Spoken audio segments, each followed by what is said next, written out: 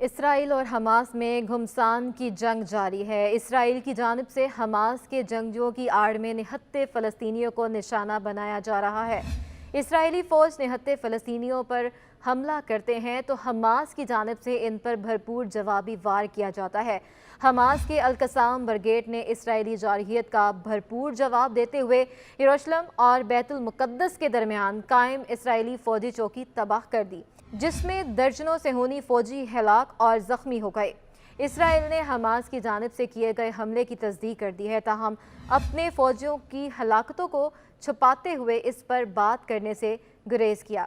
Hamas کے Al-Qassam brigade نے دعویٰ کیا ہے کہ 7 اکتوبر سے لے کر اب تک 372 اسرائیلی فوجیوں کو ہلاک کیا جا چکا ہے۔ ادھر غزہ کے سب سے بڑے الشفا اسپتال پر اسرائیلی افواج کی لگاتار کارروائیوں کے باعث ڈاکٹروں اور طبی عملے نے اسپتال میں زیر علاج مریضوں کی اموات میں اضافے کا خدشہ ظاہر کر دیا ہے۔ عرب ٹی وی سے بات کرتے ہوئے الشفا اسپتال کے ڈائریکٹر محمد ابو اسلامیہ کا کہنا تھا کہ گزشتہ 48 گھنٹوں سے الشفا اسپتال کا کنٹرول قابض افواج کے ہاتھ میں ہے اور ہر گزرتے لمحے کے ساتھ اسپتال میں داخل مریضوں کی اموات میں اضافے کا خطرہ بڑھتا ہی چلا جا رہا ہے۔ ادھر فلسطینی اتھارٹی کی وزارت صحت کا کہنا ہے کہ اسرائیلی افواج نے الشفا اسپتال کے مختلف حصوں کو مکمل تباہ کر دیا ہے۔ اسرائیلی فوجی شہید فلسطینیوں کی لاشیں بھی اٹھا کر اپنے ساتھ لے گئے ہیں، جبکہ افواج کی جانب سے اسپتال کے احاطے میں گاڑیوں کو بھی تباہ کر دیا گیا ہے۔ اسرائیلی افواج الشفا اسپتال سے مریضوں یا طبی عملے کے محفوظ انخلاء کے راستے بند کر رہی ہے۔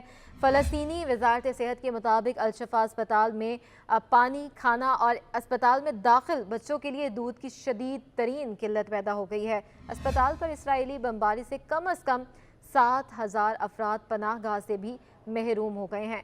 دوسری جانب اسرائیل کی جانب سے دعویٰ کیا گیا ہے کہ ابھی تک ان کے کمانڈروں کا الشفا اسپتال میں سرچ آپریشن جاری ہے۔ ادھر اسرائیلی فوج کی جانب سے الشفا اسپتال سے اسلحہ ملنے کی ویڈیوز سوشل میڈیا پر جاری کرنے کے بعد صارفین کی جانب سے ویڈیوز کی صداقت پر کئی سوالات اٹھانے کے بعد اسرائیلی فوج اپنی جھوٹی ویڈیوز ہٹانے پر مجبور ہو گئی ہے، جبکہ الشفا اسپتال کی انتظامیہ اور حماس کی جانب سے اسلحہ ملنے یا اسپتال کو حماس کے عسکری آپریشن کے لیے استعمال کرنے کے اسرائیلی دعووں کو مسترد کر دیا گیا ہے۔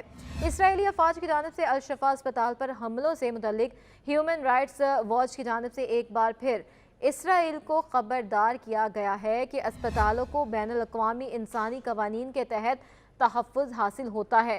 ہیومن رائٹس واچ کے ڈائریکٹر لوئس جارنیویو کا کہنا تھا کہ اسپتالوں کا تحفظ صرف اس صورت میں ختم کیا جا سکتا ہے جب یہ ثابت ہو جائے کہ اسپتال کے احاطے سے نقصان دہ اقدامات کیے جا رہے ہیں۔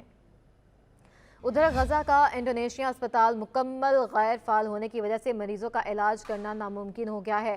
حماس نے رواں ہفتے کہا تھا کہ غزہ پٹی پر اسرائیلی حملوں اور زمینی کارروائیوں نے 35 اسپتالوں میں سے 25 اسپتال قابل استعمال نہیں رہے ہیں، جبکہ اسرائیل 94 سرکاری عمارتیں اور 253 اسکولوں کو بھی تباہ کر چکا ہے۔ ایک طرف غزہ پر فضائی اور زمینی حملوں کا سلسلہ جاری ہے تو دوسری جانب اسرائیل کی جانب سے جنوبی غزہ میں فضا سے پمفلٹ پھینک کر فلسطینی شہریوں کو علاقہ خالی کر کے نکل جانے کی دھمکیاں بھی دی جا گئی ہیں۔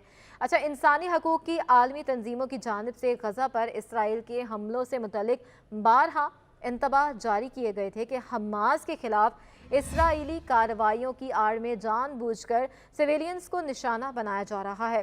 یہ بھی یاد رہے کہ عالمی غذائی پروگرام WFP کا کہنا تھا کہ غزہ میں پینے کے پانی اور غذائی اشیاء کی شدید قلت کے باعث لوگوں کو بھوک اور بدحالی کا سامنا ہے۔ غزہ میں اسرائیلی جارحیت میں 7 اکتوبر سے اب تک شہید فلسطینیوں کی تعداد 11,470 سے زائد ہو گئی ہے۔ شہداء میں 4707 بچے، 3,155 خواتین اور 668 بزرگ بھی شامل ہیں۔